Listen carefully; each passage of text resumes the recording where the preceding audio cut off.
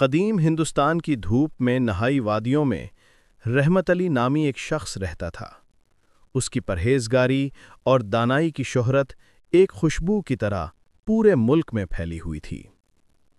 ایسا ہی ایک سچائی کا متلاشی جمال نامی نوجوان تھا، جس کا دل روحانی روشنی کی شدید خواہش سے جل رہا تھا۔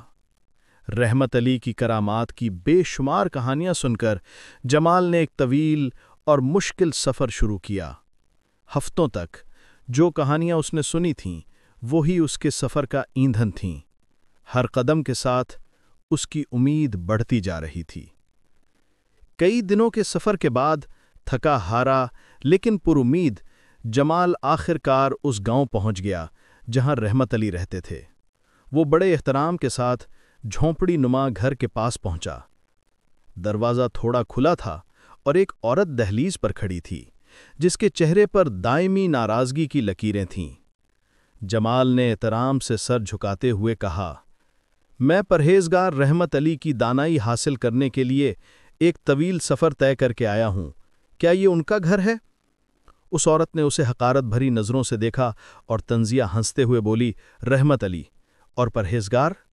اس نے کہا، اے مسافر، تمہیں سخت غلط فہمی ہوئی ہے۔ وہ آدمی ایک بیکار اور لاپرواہ بیوقوف ہے۔ وہ اپنے دن جنگلوں میں گھومتے اور خود سے بڑبڑاتے ہوئے گزارتا ہے جبکہ اس کا گھر ٹوٹ پھوٹ کا شکار ہے۔ تمہارے لیے یہی بہتر ہے کہ واپس چلے جاؤ اور ایسے بیکار آدمی پر اپنا وقت ضائع نہ کرو۔ جمال یہ سن کر سناٹے میں آ گیا۔ اس عورت کے الفاظ ٹھنڈے پانی کی طرح اس کی امید کے شعلے پر گرے۔ ایک بیوی اپنے شوہر کے حقیقی کردار کو سب سے بہتر جانتی ہے، کیا ایسا نہیں ہے؟ بھاری دل کے ساتھ جمال جانے کے لیے مڑ گیا۔ اس کا طویل سفر اب ایک احمقانہ کوشش لگ رہا تھا۔ اس نے سوچا کہ اتنی دور سے آنا، اتنا کچھ برداشت کرنا سب بیکار گیا۔ لیکن پھر اس نے سوچا کہ اتنی دور سے سفر کرنے کے بعد کم از کم ایک بار اس شخص سے مل لینا چاہیے۔ شاید اسے خود جا کر حقیقت دیکھنی چاہیے، چاہے وہ عورت کی تلخ باتوں کی تصدیق ہی کیوں نہ ہو۔ اس نے گاؤں والوں سے پوچھا تو انہوں نے بتایا کہ رحمت علی اکثر دور دراز کے جنگل میں عبادت کے لیے چلے جاتے ہیں۔ ایک نئے، اگرچہ ہچکچاتے ہوئے عزم کے ساتھ جمال ایک بار پھر روانہ ہوا۔ جنگل کا راستہ جنگلی اور دشوار گزار تھا، اور جیسے ہی سورج غروب ہونے لگا جمال نے ایک ایسی آواز سنی جس سے اس کا خون سرد ہو گیا۔ یہ ایک شیر کی گہری، خوفناک دھاڑ تھی۔ اور پھر اس نے ایک ایسا منظر دیکھا جس سے اسے اپنی آنکھوں پر یقین نہ آیا۔ درختوں کے بیچ ایک کھلی جگہ پر رحمت علی ایک بڑے، طاقتور شیر کی پیٹھ پر سوار تھے۔ رحمت علی شیر سے بڑے سکون سے اترے، ان کی آنکھوں میں ایک نرمی اور سمجھداری تھی۔ انہوں نے کہا، بیٹا، تم نے بہت لمبا سفر طے کیا ہے۔ جمال، جو کہ ابھی تک حیرت اور الجھن میں تھا، جھک کر بولا، پیر و مرشد میں آپ کا مرید بننے آپ کے گھر آیا تھا، لیکن آپ کی بیوی نے جو آپ کے بارے میں بتایا وہ آپ کی شخصیت کے بالکل خلاف ہے۔ اس نے مزید کہا، اور اب میں آپ کو ایک شیر پر سواری کرتے ہوئے دیکھ رہا ہوں، اس معاملے کی حقیقت کیا ہے؟ رحمت علی مسکرائے، ایک ایسی مسکراہٹ جس میں کائنات کے سارے راز چھپے ہوئے تھے۔ انہوں نے کہا، یہ شیر جسے تم دیکھ رہے ہو ایک وحشی اور بے قابو نفیت کی مخلوق ہے۔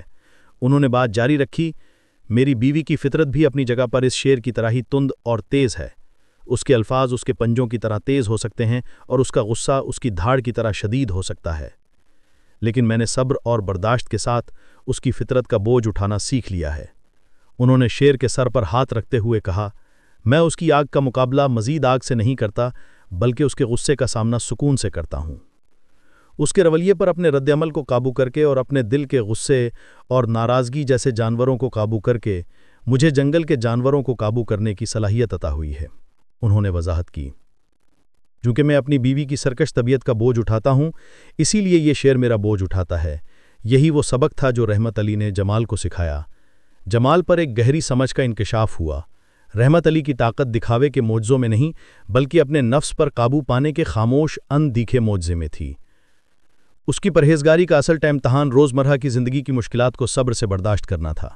اس نے سیکھا کہ حقیقی طاقت دنیا کو اپنی مرضی کے مطابق جھکانے میں نہیں، بلکہ مشکلات کے سامنے اپنی روح کو پرسکون رکھنے میں ہے۔ وہ معجزے کی تلاش میں آیا تھا، لیکن اس نے اس سے کہیں زیادہ عظیم چیز، ایک حقیقی پرہیزگار روح کی گہری دانائی پالی۔